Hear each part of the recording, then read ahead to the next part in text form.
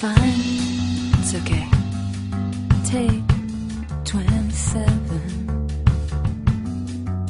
The good scenes are so good, the bad scenes we'll edit later. The moon, the stars, and the highway, it's perfect. And everyone's getting all the lines right tonight. It's an ongoing affair.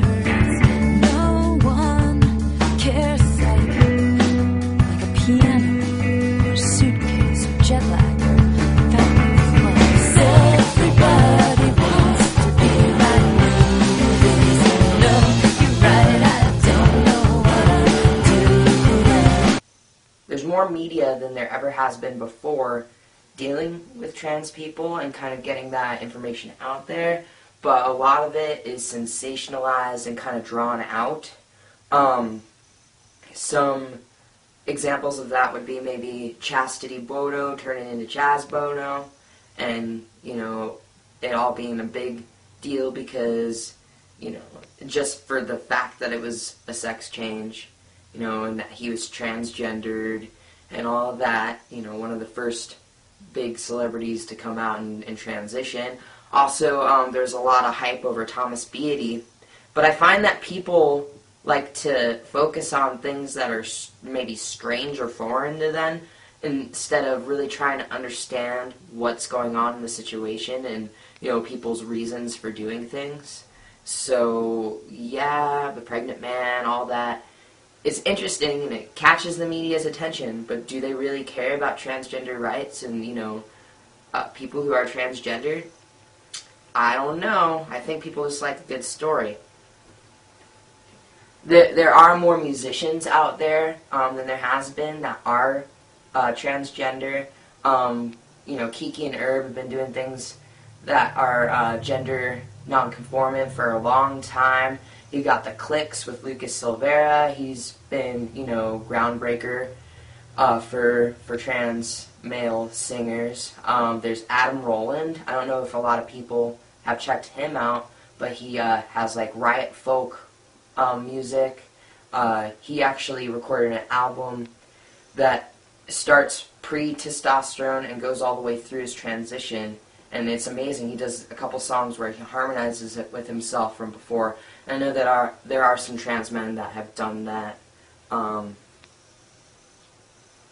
Also, as far as literature, Chaz Bono wrote a book about his transition. You've got oh god. What's his name? Lauren... I don't remember. We've got OP Magazine, that Amos Lee and Rocco Cayetos, known as Catastrophe, also created. It's like the Trans Males Guys Quarterly. That's actually pretty cool. I subscribe to that. You should check that out. Original Plumbing.com, I think it is.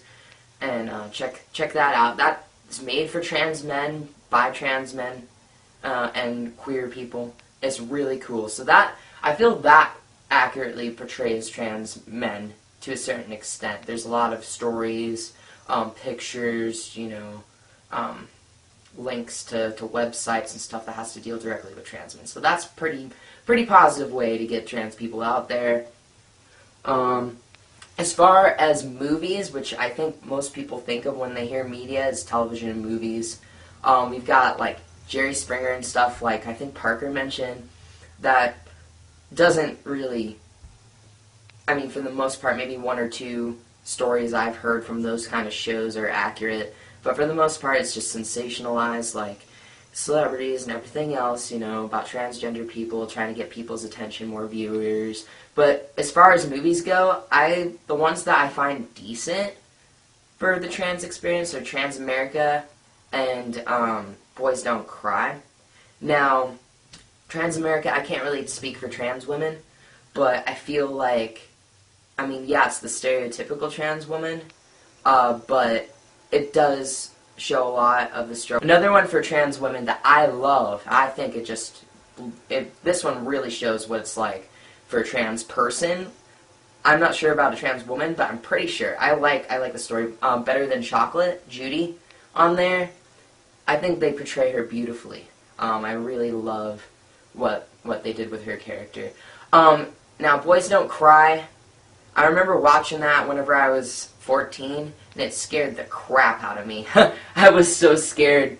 I knew that, you know, Brandon and his problem being portrayed on this film was what my problem was, but since they didn't really say that he was transgender, they just said he had a sexual identity crisis, I didn't really know what transgender was, didn't really have the resources to look it up, and later on, you know, coming back to the memory of that film helped me to get along in the process. But I mean, except you got to take out the love story and all the fluff that they put in there, but a lot of that is I identify with. I mean, I can't speak for all trans men, but that movie really speaks to me. I remember dressing up as a young boy, you know, in all men's clothes, putting socks down my pants, you know, trying to get my hair slicked back the exact way for it to make me look like the movie stars and, you know, the guys that I looked up to in my life. And I identify in my teenage years running after girls like he did, and, you know, not completely conforming to the gender roles that everyone expected of me. I know that there was a documentary made that was called The Brandon Tina Story, and, you know, I watched that too, and through the whole thing they refer to him as a girl, and they interview his mom. It's just messy. So even though Boys Don't Cry may be more fictional than true, I do identify with that the best. So that's what I feel about the media. How I feel we could be more accurately portrayed. I really like Better Than Chocolate. Boys Don't Cry was pretty good. Just more things where there's transgender characters.